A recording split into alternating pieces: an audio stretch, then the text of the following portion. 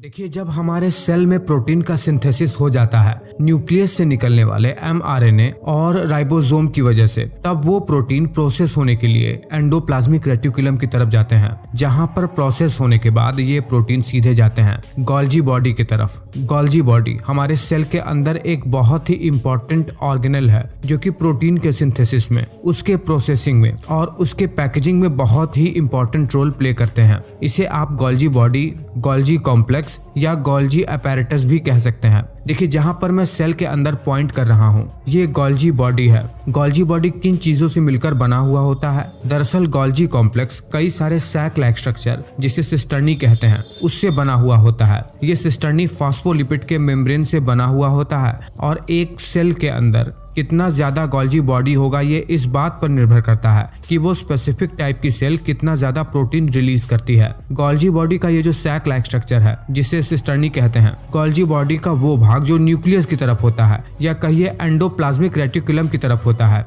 उसे cis face, सिस Golgi network या entry face कहते हैं। वही गोल्जी बॉडी का वो भाग जो सेल मेम्ब्रेन की तरफ होता है, उसे trans face, trans Golgi network या एग्जिट फेस के नाम से भी हम लोग जानते हैं। इन दोनों एग्जिट और एंट्री फेस के बीच में जो सिस्टर्नी होता है उसे मीडियल सिस्टर्नी कहते हैं। देखिए, होता क्या है कि जो प्रोटीन वेसिकल्स ट्रांसलेट होकर एंडोप्लाज्मिक रेटिकुलम से बाहर निकलते हैं, सबसे पहले ये गोल्जी बॉडी की तरफ बढ़ते हैं और जब ये प्रोटीन गोल्जी बॉडी की तरफ बढ़ते हैं तो कुछ प्रोटीन के वेसिकल्स आपस में फ्यूज होकर गोल्जी बॉडी के सिस फेस या कहिए सिस गोल्जी नेटवर्क का निर्माण कर देते हैं। फिर जैसे ही ये जो नए नए प्रोटीन जो अब फ्यूज होकर सिस नेटवर्क का निर्माण कर चुके हैं, जब ये प्रोटीन गोल्जी बॉडी के स्टैक पर आते हैं तो ये इस सिस्टर्नी पर मौजूद एंजाइम से जाकर क्रिया करने लगते हैं और जहां पर ये प्रोटीन मॉडिफाइड होते हैं, इससे इन प्रोटीन को ये निर्देश मिलता है कि आगे जाकर इन्हें कहां पर जाना है, किस लोकेशन पर जाना है। देखिए, प्रोटीन का मूवमेंट इस गोल्जी बॉडी में होता कैसे है? होता यह है कि यही सिस सिस्टर्नी वाला भाग मीडियल सिस्टर्नी का ही पार्ट बन जाता है और पीछे से एंडोप्लाज्मिक रेटिकुलम से आए कुछ प्रोटीन के वेसिकल्स यहाँ पर आकर फिर से नए सिस सिस्टर्नी वाले पार्ट का निर्माण कर देते हैं और इसी मीडियल सिस्टर्नी का एक भाग आगे जाकर ट्रांस सिस्टर्नी का रूप ले लेता है, यानी आगे वाले सिस्टर्नी का पार्ट बन जाता है और इसी आगे वाले सिस्टर्नी में ही प्रोटीन का सॉर्टिंग होता है।